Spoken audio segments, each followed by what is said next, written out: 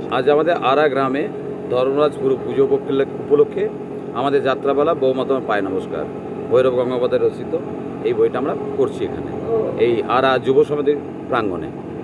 কত বছর ধরে এইখানে যাত্রা উৎসব হয়ে উঠছে? এই যাত্রাটা আমাদের দাদুরাও করে গেছেন, সেই ট্র্যাডিশনটা পরপর যারা যুব সমাজ যেমন আস্তে আস্তে উঠেছে তেমনভাবেই এই যাত্রাটা চলছে। এটা আমাদের আজকে তৃতীয় চতুর্থ জায়গায় আমরা পৌঁছেছি।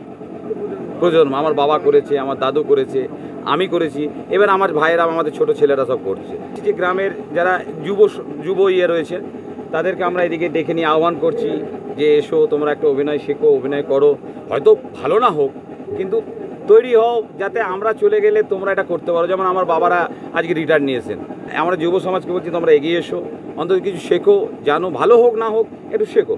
তো আমাদের যুব সমাজ এরা আমাদের অনেক জুনিয়র, এরা অনেক এগিয়ে এসছে এবং এরা করছে। ছোটো মোটো রোল দেখে শুরু হচ্ছে, পরবর্তীকালে আরও বড় রোলের দিকে ওরা যাবে, এটা আমরা আশা রাখি এবং করছিও তাই। আজকে কোথায় কি যাত্রাপালা এখানে অনুষ্ঠিত হচ্ছে? আমাদের গ্রামটার নাম আরা গ্রাম, আমারুনের মধ্যে ভাতা ব্লকে।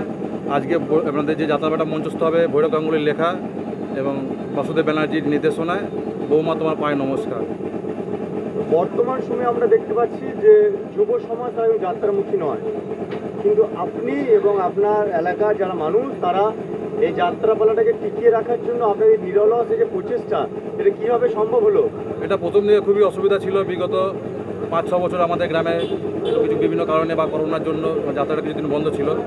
তারপর বিভিন্ন কারণে উদ্যোগ নিয়ে সিনিয়রদের সাহায্য পেয়ে এবং আরও জুনিয়রদের যারা এখনও নতুন উঠছে, এমনও আছে আমাদের টিমে যে এবছর নতুন উঠছে, আগে কোনোদিন স্টেজেও আবৃত্তি কবিতা বলেনি, সেরকম ছেলেকেও সঙ্গে নিয়ে আমরা পুরনো নতুন সবাই সমন্বয় করে আমরা নতুন যাত্রা করছি। এবং আগের বছর আমরা যে যাত্রাটা উপহার দিয়েছিলাম গ্রামকে, তারা সেটা ভালো বেসছিল এবং আমাদের সমর্থন করেছিল বলে আবার এবছর আরও ভালো আমরা বই উপহার দেওয়ার চেষ্টা করছি।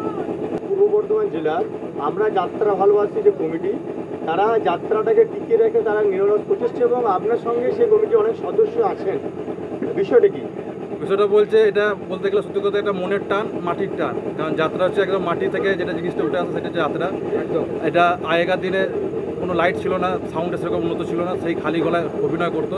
সেই বর্তমান যুগে আমরা সেইগুলো অনেক কিছু সুবিধা পাচ্ছি এবং আমাদের যে হিমাদ্রিদা, এই মিনময়দা, হিমাদ্রিদা এবং ভানুদা আছেন, সবাই আমার থেকে বয়সে বড়, তাদের অসংখ্য ধন্যবাদ জানাই আমাদের কমিটির তরফ থেকে যে ওনারা এসছেন।